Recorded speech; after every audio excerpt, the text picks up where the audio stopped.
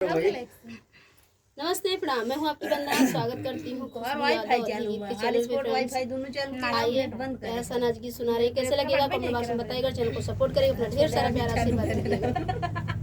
बसवा में गसवा फूटेला नाई हर में, बसवा में गसवा फूटेला नाई हर में। जाई कहा हमरे बार ससुर जे, जाई कहा हमरे बार ससुर से।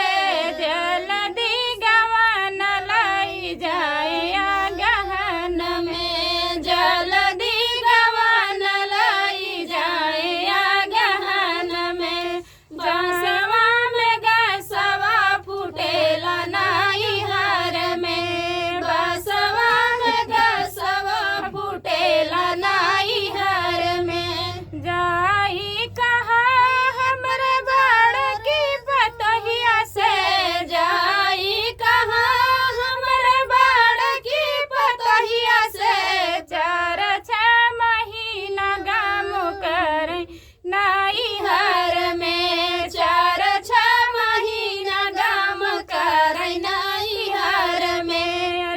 बना रहा एक क्षण नाई हर में, बना रहा एक क्षण नाई हर में।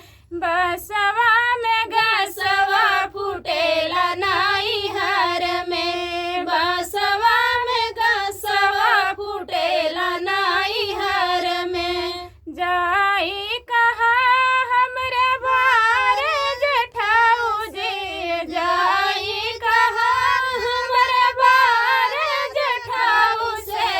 जल्दी गवन लाई जाए गहन में, जल्दी गवन लाई जाए गहन में। बसवा में गसवा फूटेला नाई हर में, बसवा में गसवा फूटेला नाई हर में।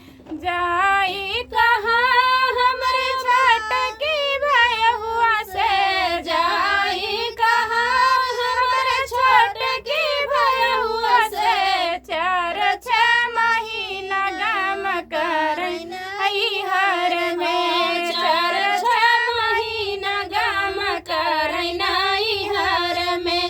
अब ना रहा एक चल नाई हर में, अब ना रहा एक चल नाई हर में। बसवा में गसवा फूटेला नाई हर में, बसवा में गसवा फूटेला नाई हर में। जाई कहा हमरे छटके देवरवा से, जाई कहा हमरे छटके देवरवा से। जल्दी गवन लाई जाई नाई हर में, जल्दी गवन लाई जाई गहन में। बसवा में गसवा फूटेला नाई हर में, बसवा में गसवा फूटेला नाई हर में। जाई कहा हमरे बड़की भौजैया से, जाई कहा हमरे बड़की भौजैया से। 4-6 महीना गम कर नाई हर में, 4-6 महीना गम कर नाई हर में। अब ना रहा एक पल नाई हर में, अब ना रहा एक पल नाई हर में। बसवा में गसवा फूटेला नाई हर में, बसवा में गसवा फूटेला नाई हर में। तो फ्रेंड, इस बसवा और गसवा वाला कैसा लगा आप लोग गीत? फिर मिलते हैं किसी नए गाने से, तब तक के लिए बाय बाय दोस्तों।